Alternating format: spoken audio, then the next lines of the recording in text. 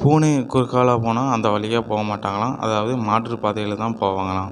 அதுக்கான காரணம் என்ன அப்படின்னு பார்க்கும்போது பார்த்தீங்கன்னா, அப்போ உள்ள காலத்தில் வந்து பார்த்திங்கன்னா, அதிகமாக பூனைகள் இருக்கக்கூடிய பகுதி என்னென்னா குடியிருப்புகள். அதாவது வீடுகளில் தான் அதிகமாக பூனைகள் வந்து இருந்துச்சுன்னு வரலாறுகள் கூறப்படுங்க என்னென்னா, அதாவது இப்போ ஒரு அரசர் வந்து போர்க்களத்தை வந்து படையை வந்து திரட்டி போய்கிட்டு இருக்காரு.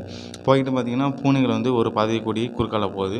பார்த்தீங்கன்னா, அப்போ அரசர் வந்து அந்த பாதைக்கொடி வழியாக நம்ம வந்து போக வேண்டாம். ஏன்னா அங்கே வந்து குடியிருப்புகள் இருக்கும். குடியிருப்புகள் இருக்கக்கூடிய பகுதியாக இருக்கனால அந்த வழியோட போகணும். நம்ம இந்த வழியோட போகணும். ஏன்னா குடியிருப்புகள் வந்து பெண்கள், வயதானவர்கள், சிறுவர்கள், முதியவர்கள் அவர்கள் தான் இருப்பார்கள்.